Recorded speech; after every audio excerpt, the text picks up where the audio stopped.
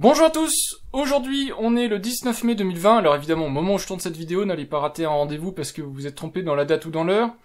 19 mai donc 2020, c'est la build 2020 de Microsoft, c'est-à-dire la grand-messe en gros des développeurs de chez Microsoft. Et donc des nouveautés pour Windows 10, des nouveautés pour les éditeurs, les terminaux, les choses comme ça autour de Windows 10.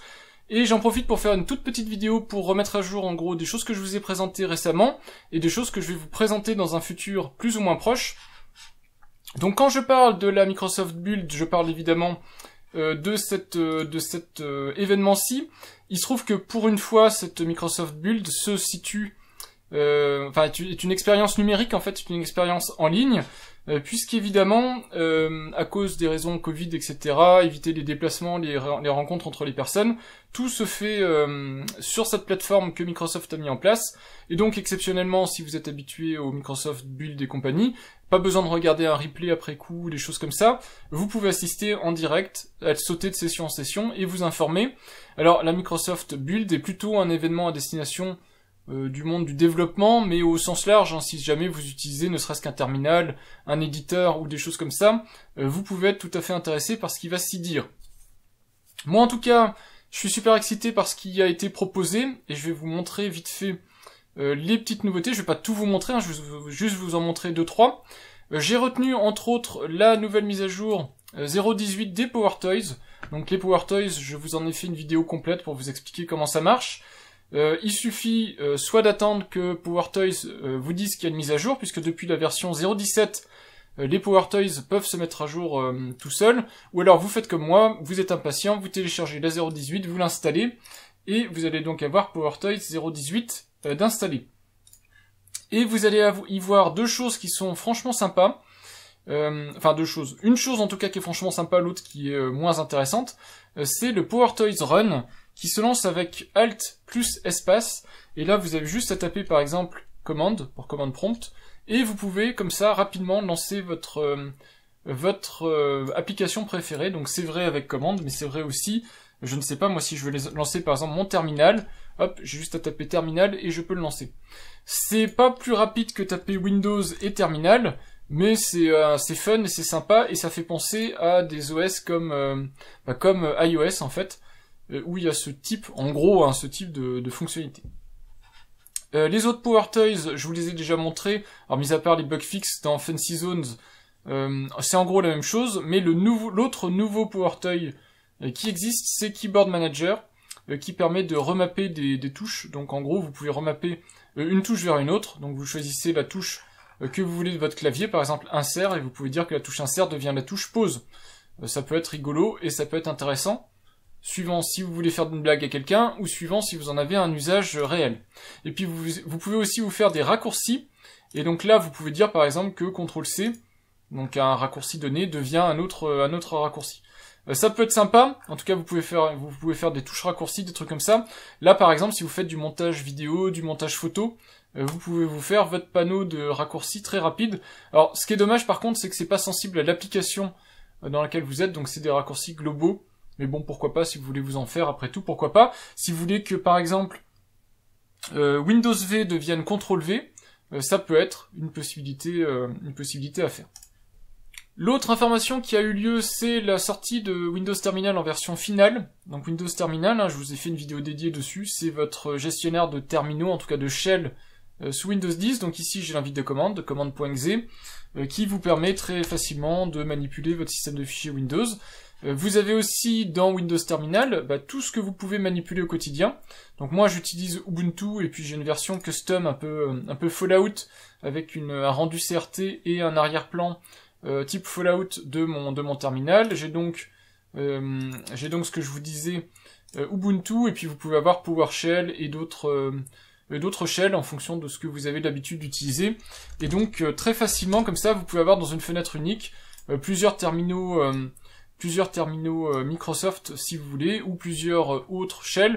En tout cas, vous faites comme vous voulez, et ça vous permet très rapidement d'avoir une navigation à onglets, de lancer des scripts, des choses comme ça, dans des onglets, c'est super pratique. Et donc la nouveauté, c'est que Terminal est maintenant en version finale, donc moi j'ai toujours une version 0.11 1333, mais quand on va voir ici dans le Microsoft Store et qu'on va voir dans la section, enfin dans l'application Windows Terminal, même si mon Microsoft Store, pour le moment en tout cas, ne me met pas à jour en version finale, on voit que cette version finale ici, voilà, elle a été poussée dans les notes de version, on voit bien qu'on a une version 1.0.14.01, donc la version finale est disponible. Pour les plus réfractaires à Windows Terminal, il n'y a maintenant plus aucune raison de ne pas l'installer, c'est plus une version preview, donc c'est plus une bêta, c'est une version stable, maintenue, et je vous rappelle que Windows Terminal est disponible sur GitHub, c'est un terminal open source, qui fonctionne sous Windows 10, mais open source. Donc si vous voulez contribuer, si vous voulez auditer le code, si vous voulez rechercher des bugs ou corriger des bugs, c'est tout à fait possible. À côté de ça, je vous ai parlé l'autre jour de WSL et WSL2.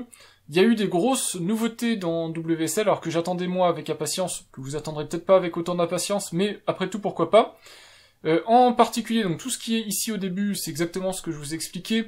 Donc passer votre distribution WSL2, utiliser Docker avec WSL2 qui est beaucoup plus rapide. Docker Desktop a été remis à jour sous Windows pour gérer les backends WSL, donc ça c'est plutôt sympa. Mais surtout, ce qui est intéressant, c'est dans la roadmap, on voit ici le support du GPU Compute, donc tout ce qui est CUDA. Donc maintenant, WSL va être enfin capable d'exploiter votre GPU. Et ça, c'est super intéressant. Moi, j'ai essayé de faire du face mapping, c'est-à-dire de prendre une vidéo et d'appliquer le visage de quelqu'un sur quelqu'un d'autre. Il y a un tas d'outils pour ça, et c'est basé sur du Python. La plupart des scripts sont en Python 3. Et malheureusement, pour accélérer le rendu, ça nécessite CUDA. Ce que j'ai une carte, une RTX 2060, hein, je vous rappelle, ici, ma config, c'est un Ryzen 7 2700X, 32 Go de mémoire vive, et une RTX 2060, donc j'ai du CUDA. Pour la partie plus spécifique programmation, en gros, des pipelines de rendu de la carte graphique. Et donc, vous avez maintenant CUDA sur WSL de Windows. Donc même Nvidia développeur fait la communication autour de ça. Donc ça, c'est super intéressant. Ça veut dire que si vous êtes développeur, non seulement vous pourrez l'utiliser sous Linux, mais en plus sous Windows, dans le shell, un shell Linux. Donc ça peut être super intéressant pour les gens qui en ont besoin. Les cas d'utilisation sont peut-être pas très courants, mais moi je trouve ça génial d'avoir ce type de choses disponibles.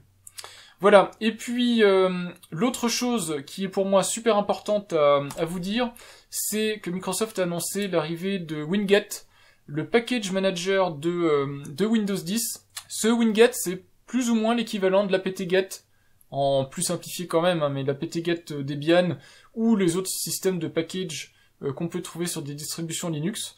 Alors, ça le remplacera pas vraiment, hein, on ne sera jamais à ce niveau-là, surtout qu'on va pas mettre à jour un noyau, je ne sais trop quoi, avec Package Manager, en tout cas pas dans un futur proche, je pense pas.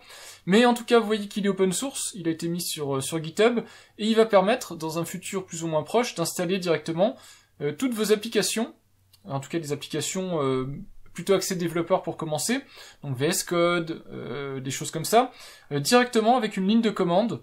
Vous direz winget VS Code et hop, votre package manager téléchargera les dépendances s'il y en a besoin et votre application l'installera et vous aurez au bout de quelques secondes ou quelques minutes suivant la vitesse de votre machine, vous aurez l'application disponible, fonctionnelle sur votre machine Windows 10. Donc ça c'est génial. Alors moi j'ai fait le nécessaire, donc pour pouvoir l'installer il vous faut Windows 10 17.9, il vous faut être insider, ce qui est mon cas, je suis insider. Et il faut s'être enregistré ici, donc c'est un formulaire Excel, vous mettez ici votre adresse de compte Microsoft, vous recevez un mail, et ce mail vous redirige vers un paquet qui se trouve dans le Microsoft Store, donc ici c'est son raccourci. Moi j'ai déjà installé, donc le voilà, il est là, programme d'installation d'application. Par contre il n'est pas encore opérationnel, donc j'ai pas pu l'utiliser. Que je fasse Winget ici, ou Winget dans PowerShell, ça ne marche pas. Donc pour l'instant, c'est encore un petit peu tôt peut-être, il va falloir que je me renseigne. J'en ferai une vidéo, si vraiment c'est prometteur, si vraiment c'est ce que j'attends, je vous en ferai une vidéo pour vous montrer à quoi ça ressemble, parce que je voulais faire une vidéo sur Chocolatey, et je pense que Winget sera un très bon complément à Chocolatey, donc du coup ça sera l'occasion d'en faire une vidéo pour vous expliquer comment facilement installer et maintenir des paquets sous Windows 10, sans avoir à se prendre la tête à aller sur plein de sites pour télécharger des mises à jour, oublier qu'il y a des choses à mettre à jour, parce qu'on oublie régulièrement. Voilà, donc ce sera probablement une alternative intéressante, donc je vous montrerai tout ça.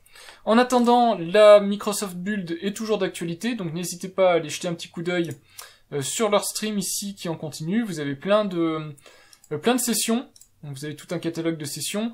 Les personnes qui participent à ces sessions-là sont disponibles pour vous donner un petit coup de main éventuellement, enfin discuter avec vous. Alors c'est en anglais évidemment, mais pour pouvoir échanger avec vous, prendre éventuellement des retours en compte et tout ça. Alors je le redis, c'est très axé vers le monde développeur, mais en tout cas actuellement Microsoft est extrêmement à l'écoute de sa communauté. Je dis pas ça juste parce qu'ils ont un Twitter, hein, ils sont à l'écoute parce que ils prennent du retour de partout, ils prennent en compte les retours, ils implémentent, que ce soit dans Windows 10 mais dans les outils Windows, ils contribuent énormément en termes d'open source, d'innovation, etc. C'est quand même un acteur majeur maintenant de ce type de secteur-là, ce qui n'était pas le cas il y a quelques années, et je le dis régulièrement, je le tweet même à qui veut l'entendre. Le Microsoft que vous avez connu n'est pas le Microsoft que vous connaîtrez, enfin que vous pouvez connaître maintenant ou que vous connaîtrez dans le futur. Microsoft a beaucoup changé.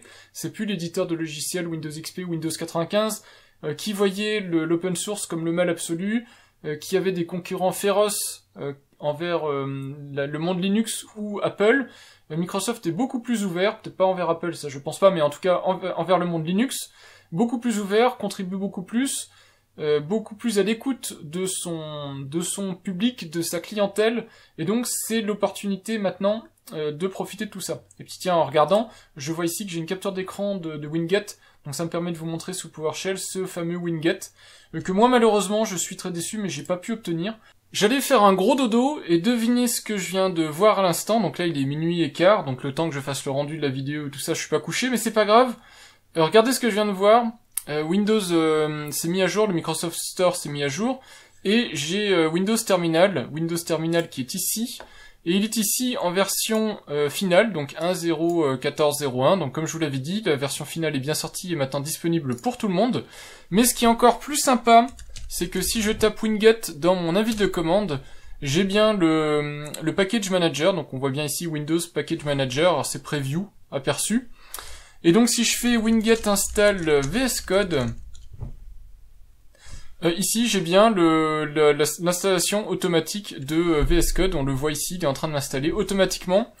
VS Code 1.44.2, alors que j'ai déjà, donc du coup je sais pas trop ce qui va se passer. C'était pour voir en gros si ça marchait. Voilà, bon bah là ça marche pas puisque je pense, hein, il est déjà installé, comme je vous l'ai dit, il est ici mon VS Code, et en plus j'ai exactement la même version. C'est déjà une 1.44.2.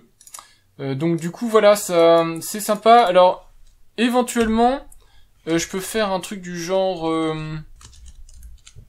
voilà, je peux vous faire un Winget Show. Bon alors là évidemment il y en a beaucoup, mais vous voyez qu'il y a des trucs super intéressants qui vont pouvoir être installés et surtout être mis à jour.